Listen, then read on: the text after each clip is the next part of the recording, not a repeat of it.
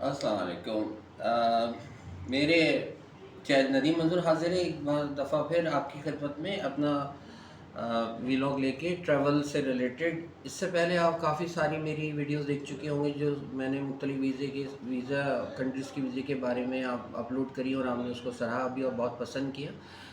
अभी इससे पहले मैं यूएस वीज़े को लेके काफ़ी लोग कह रहे हैं कि देखिए आपने जो इससे पहले वीडियो अपलोड की थी यूएस वीज़ा की, नहीं हमें और डिटेल में वीडियो चाहिए। देखें, बात असल ये है कि यूएस वीज़ा एक ऐसा टॉपिक है जिस पे आप जितना बोलें कम है, लेकिन अब मैं हर चीज़ कवर कर नहीं सकता, है बहुत लंबी वीडियो हो जाएगी और कुछ ऐसी चीज़ें भी होती हैं जो इंसान को अपना कॉमन सेंस से यूज़ करना चाहिए। जैसे कि अभी यूएस वीज़ा है, बहुत सारे लोग बोलते हैं कि B1 B2 का ऐसा कोई तरीका बताएं जिसमें 100% सक्सेस मिल जाए। देखिए, मैं आपको तरीका तो बता सकता हूँ, लेकिन वहाँ जाके बिहेव तो आपने करना है। जैसे मैं आपको बैटिंग सिखा सकता हूँ, लेकिन पिच पे तो आपने ही खेलना है। और वहाँ कोई बॉलर बाउंसर करा रहा है, कोई गुगली करा रहा है, कोई यॉर्कर करा रहा है, कोई इन स्विंग करा रहा है, कोई आउट स्विंग करा रहा है, हर बॉल डिफरेंट होती है। इस तरह यूएस वालों ने देखें, जो 3 मेन कंट्रीज़ हैं, इंडिया, ये मेरी वैसे भी वीडियो ज़्यादातर इंडिया के लिए होती है, इंडिया के लोगों के लिए, पाकिस्तान के लोगों के लिए, बांग्लादेश के लिए, सब कॉन्टिनेंट के लिए, क्योंकि यहीं के लोगों को वीज़ा मिलना दुनिया में मुश्किल से मुश्किल होता जा रहा है रोज़मर्रा। दूसरे कंट्रीज़ के जो लोग हैं और दूसरे एशियन कंट्रीज़ के लोग हैं या फार ईस्ट के लोग हैं, यूरोप में और कनाडा को छोड़ के, या अफ्रीका के लोग हैं, उनके लिए इतना मुश्किल नहीं है। अफ्रीका से तो लोग इतना जाते भी नहीं, ज़्यादा एशिया से ट्रैवल करते हैं या फार ईस्ट से करते हैं, उनके लिए इतना मुश्किल नहीं है जितना मुश्किल पाकिस्तान, इंडिया और बांग्लादेश के लोगों के लिए है। और ये क्यों इतना मुश्किल बनाया गया है वो आप सब जानते हैं, जो हम लोग के अपने उसमें कारनामे बहुत सारे हैं।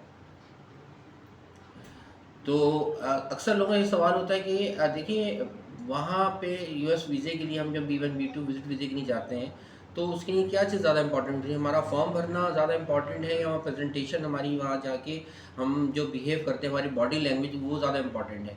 तो देखिए, बात असल ये है कि दोनों चीज़ें इंपॉर्टेंट है, 50-50 कर लें। उसकी वजह ये है कि अगर फॉर्म हमने बिल्कुल सही भरा है, भरने के बाद या अपने ट्रैवल एजेंट के थ्रू आप जो भरवाते हैं, तो उसकी एक पीडीएफ फॉर्मेट अपने पास रख लें ताकि आपको याद रहे कि आपने क्या क्या भरा है। बहुत से लोग फॉर्म में कुछ और भरते हैं और वहाँ जाके कुछ और बोल रहे होते हैं, क्योंकि वो क्रॉस चेक करते हैं, यूएस वीज़ा ऑफिसर जो होता है। और जो चीज़ आपने डाली है, अगर आपने उससे आगे पीछे कोई जवाब दे दिया तो आपका वीज़ा रिफ्यूज़ हो जाएगा। तो अभी याद रखें कि आपने क्या लिखा है और कोशिश करें कि सच बात लिखें, झूठ ना लिखें, क्योंकि झूठ को फिर प्रूफ करना बहुत मुश्किल काम होता है। सच तो सच ही है। मिसाल को आपकी डेट ऑफ बर्थ 1 मई 1970 है, आपने 30 दिसंबर 1970 लिख दी, तो आपको 1 मई तो आपको याद रहेगी, 30 दूसरी डेट्स तो याद नहीं रहेंगी। एक मिसाल क्या समझाने के लिए कह रहा हूँ, तो वो इन्फॉर्मेशन डालें जो एक्यूरेट हो, सच हो, ताकि वहाँ भी आपको कोई मुश्किल ना हो, आपको याद ना करना पड़े, जहन पे जोर ना डालना पड़े, ठीक है, सोचना ना पड़े। वो यहाँ से सवाल करें, हम उसका वहीं पे जवाब दें।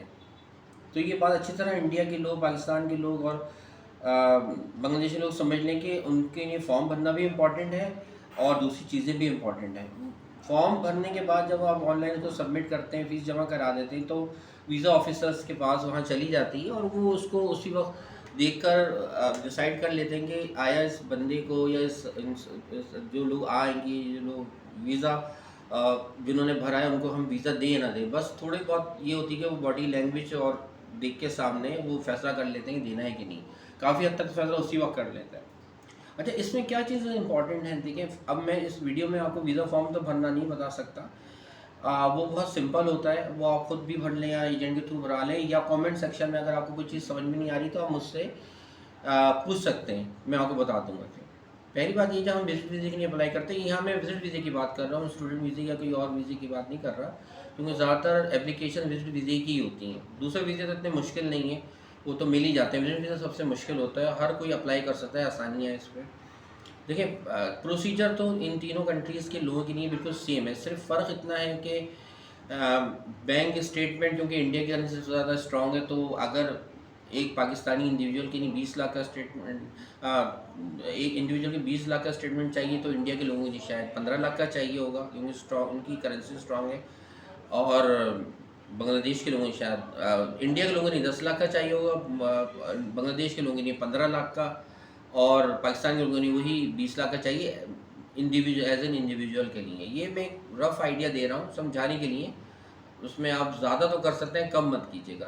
देखिए उसकी मेन वजह ये है कि आप यूएस जाते हैं, आप पाकिस्तान से ले लें तो कराची से ले लें तो नॉर्मली आप न्यूयॉर्क जो सबसे करीब है कम से कम उसका टिकट 2.5 से 3 लाख का है लो सीज़न में। क्योंकि मैं ट्रैवल एजेंट हूँ, मैं खाली यूट्यूबर नहीं हूँ। जो यूट्यूबर बहुत सी चीज़ें ऐसे हवाई फायर करते हैं या बोल देते हैं जो जो इतनी सच नहीं होती, क्योंकि उनको अपनी रैंकिंग बढ़ानी होती है और वो सुनी सुनाई बातें रख के अच्छी सी वीडियो बना के बता देते हैं, जिसकी वजह से बहुत से लोग मिसगाइड हो जाते हैं। और हमारे सामने तो रोज़ ये केसेस आते हैं, हम हैंडल करते हैं, हम वो कोई देख रहे होते हैं, तो हम ऐसी कोई बात नहीं करते। स्पेशली मैं ऐसी कोई बात नहीं करता जो सच ना हो। मैं कोशिश करता हूँ कि भले उसकी रैंकिंग इतनी अच्छी ना हो, लेकिन लोगों का सच सच जो है वो पहुँच जाए। तो आपसे कहना ये है कि सिर्फ बैंक स्टेटमेंट का ही फ़र्क हो सकता है इन तीनों कंट्रीज़ के लिए, अदरवाइज़ प्रोसीजर और सारी सवालात ऑलमोस्ट सेम ही होते हैं। ठीक है, आपने एक दफ़ा फॉर्म भर लिया, आपने सारी चीज़ें सही सही डाल दी, उसके बाद आप कॉन्सुलेट जाएंगे या एम्बेसी जाएंगे तो सबसे पहले आप एज ए जैसे एंटर हो जाते हैं कॉन्सुलेट में या एम्बेसी में, आपकी मॉनिटरिंग शुरू हो जाती है, हर तरफ कैमरे लगे हुए हैं, तो आप बिल्कुल एज ए नॉर्मल बिहेव करें वहाँ जाकर। ठीक है, कोई ज़्यादा मतलब ओवर कॉन्फिडेंट तो बिल्कुल ना हो और अंडर कॉन्फिडेंट तो होना ही नहीं है अपने। ओवर कॉन्फिडेंट बिल्कुल नॉर्मल रहें, जैसे आप दूसरे लोगों के घर पे जाते हैं, किसी पार्टी में जाते हैं, नॉर्मल बिहेव करते हैं तो नॉर्मल ही रहें। अंदर जो चेकिंग वैकिंग सिक्योरिटी के बाद आप जाएंगे, आपको बायोमेट्रिक होगा, उसके बाद आपको कॉल की जाएगी, आप पहले बेंचेस पे बैठेंगे और आपसे पहले अगर आपका नंबर थोड़ा लेट है या 9:30 का टाइम है तो उससे आपसे पहले जो लोग वहाँ पे जा रहे होंगे, आप उनकी आप जो उनसे क्वेश्चंस किए जाते हैं और उसके वो जवाब दे रहे होते हैं, उसमें बहुत सारे एक्सेप्ट कर लेते हैं, बहुत से रिफ्यूज़ करते हैं, तो आप देखें वो क्या, आप नॉर्मल होकर बैठें, घबराहट बिल्कुल ना करेंगे, क्योंकि वो आपकी मॉनिटरिंग होती है, पता चल रहा होता है। देखिए अमेरिकन वीज़ा पहले मैं बता दूँ कोई जन्नत का परवाना तो है नहीं कि आपको हर सूरत में मिल चाहिए। आप अगर इसी फ़िक्र में रहेंगे मुझे हर सूरत में चाहिए तो आपको नहीं मिलेगा। आप एज़ ए नॉर्मल जाएँ, अगर मिल जाता है अच्छी बात है, नहीं मिलता तो कोई बात नहीं, दोबारा अप्लाई कर सकते हैं या किसी और कंट्री को अप्लाई कर सकते हैं। ठीक है, तो आप नॉर्मल रहें और यही चीज़ आपके चेहरे पर आनी चाहिए। अच्छा, जब आपसे देखिए उनके 2-4 ही सवाल होते हैं, 1 मिनट का या 1.5 मिनट का इंटरव्यू होता है, स्क्रिप्टेड सवाल होते हैं, उसमें से कोई सवाल एक आध आगे पीछे हो सकता है, सीक्वेंस आउट हो सकता है, या कोई एक सवाल वो ऊपर से आपसे पूछ सकते हैं, अदरवाइज़ वो एक ही तरह के सवालात करते हैं सब लोगों से। आपने उसको कैसे देना है ये बहुत इम्पोर्टेंट है, आपने उसको कैसे देना है, सही है? जैसे मैंने कहा कि आपको ओवर कॉन्फिडेंट होने की कोई ज़रूरत नहीं। सबसे पहले सवाल तो अच्छा, एक चीज़ मैं बताना चाहूँगा कि अमेरिकन वीज़ा अप्लाई करने के लिए आपका बैंक स्टेटमेंट अच्छा होना चाहिए। एज ए इंडिविजुअल अप्लाई कर रहे हैं तो 20 पाकिस्तानियों के लिए तो 20 से 25 लाख होना चाहिए, और अगर वो फैमिली के साथ कर रहे हैं तो 50, 60, 70 लाख होना चाहिए। उसकी मेन वजह ये है कि अगर आपको पता है अमेरिका में कितनी महंगाई है, डॉलर्स कितना है, पाकिस्तानी करेंसी में तो $1 शायद 280 का है, और अमेरिका इंडिया और बांग्लादेश के लिए शायद 80-90 का है। तो वहाँ जाएंगे तो कम से कम आपके पास अगर 20-25 लाख का स्टेटमेंट है, आपके अपने पैसे हैं, तो ज़ाहिर है आप उसमें से 6-7 लाख पाकिस्तानी में तो खर्च हो ही जाएंगे। ठीक है, और बांग्लादेशियों से थोड़े से कम होंगे ड्यू टू देयर करेंसी, और इंडियंस के भी थोड़े से कम होंगे, लेकिन इतना तो बैंक स्टेटमेंट होना चाहिए आपको, सही है। और दूसरी बात ये है कि आप वहाँ जब प्रेजेंट करेंगे अपने आप को, तो आपसे सबसे पहले सवाल ये करते हैं कि आप क्यों जाना चाहते हैं USA, why you want to go to USA. अच्छा, ज़रूरी नहीं कि आप इंग्लिश में जवाब दें, आप अपनी लैंग्वेज चूज़ कर सकते हैं। तो उसका सिंपल सा जवाब ये है कि अगर आप B1 B2 के लिए अप्लाई कर रहे हैं तो आप बताएं कि मैं टूरिज़्म के लिए जाना चाहता हूँ, I just want to go for tourism. आपको ज़्यादा इंग्लिश बोलने की ज़रूरत नहीं है, या उर्दू में जवाब दे रहे हैं या अपनी कोई भी लैंग्वेज में, तो आपको डिटेल में नहीं जाना है। लेकिन जब भी आप किसी भी चीज़ की क्लैरिफिकेशन देना शुरू करते हैं तो वो लोग समझ जाते हैं कि ये is dying for go to America. तो आपसे वो पूछे किस लिए जाना चाहते हो, व्हाट इज़ योर मकसद, व्हाट इज़ योर पर्पस, तो आप बोलें टूरिज्म, जस्ट टूरिज्म, बस दैट्स इट। कुछ आपसे पूछने आपको और जवाब देने की ज़रूरत ही नहीं है इससे आगे। फिर उसके बाद वो सवाल करते हैं कि where you will go in USA. तो आप कोई भी शहर का नाम ले लें, बेस्ट तो ये है कि आप न्यूयॉर्क का नाम ले लें, क्योंकि न्यूयॉर्क में बहुत सारी अट्रैक्शंस हैं, आप उनको बता सकते हैं, वो भी अगर पूछे तो कि मैं यहाँ यहाँ जाना चाहता हूँ, खुद से बोलने की ज़रूरत नहीं, बस बता दें न्यूयॉर्क या शिकागो, जो भी रीज़न है। ठीक है, आपसे पूछेंगे कि where will stay in USA, तो अगर आपका वहाँ कोई दोस्त है, देखिए रिलेटिव से मुराद ये होती है, अगर वो पूछेंगे do have any relative in USA, relative वो लोग किन लोगों को कहते हैं जो आपका रियल ब्रदर हो, रियल सिस्टर हो, माँ बाप हो, वो आपके रियल रिलेटिव्स हैं, बीवी हो आपकी, बच्चे हों, अदरवाइज़ अगर कज़न वज़न हो, ये आपके रिलेटिव्स नहीं होते, वो लोग नहीं मानते उसको। तो अगर आपका कोई रियल ब्रदर है, रियल ब्लड रिलेशन जिससे आपकी है, तो आप उसका नाम लें। अदरवाइज़ अगर आपके उसका कज़न है या कोई और है, तो आप उनको बोलने की ज़रूरत ही नहीं है, I don't have any relative in US है। अगर कोई भाई है, बहन है, तो बता दें हाँ वो मेरा रहता है, क्योंकि उनके पास तो डेटा होता है, झूठ बोलने की क्या ज़रूरत है। अदरवाइज़ आप उनको बताएं मैं वहाँ जाऊँगा, उनके यहाँ रुकूँगा। और अगर कोई भी नहीं है तो आप होटल का नाम दे दें, होटल की बुकिंग वो नहीं मांगते, बता दें कि मैं इस होटल में ठहरूँगा। How much money you will carry, एक सवाल होता है। और who's sponsoring your trip, who's sponsoring, तो ज़ाहिर है अपना आपका ही नाम लेंगे, I am sponsoring myself. और कितने पैसे लेके जाएंगे आप, तो बता दें $5-6 हज़ार, तो कम से कम होनी चाहिए ना टिकट और अकोमोडेशन के अलावा आपके पास।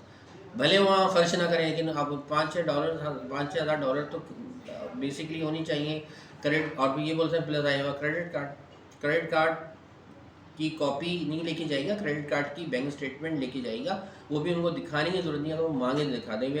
अच्छा आप क्या जॉब करते हैं, what you do in Pakistan, what you do in India, what you do in Bangladesh, तो आप बताते हैं मैं ये जॉब करता हूँ। पूछते हैं how much your salary, salary कम से कम आपकी 1 लाख तो होनी चाहिए टैक्स कटने के बाद। 1 लाख से कम मुश्किल होती है, फिर 1 lakh is the reasonable salary, Pakistan में भी, इंडिया में भी, बांग्लादेश में। इससे ज़्यादा तो बहुत अच्छी बात है, आपके ज़्यादा पॉइंट्स हो जाएंगे वीज़ा मिलने के।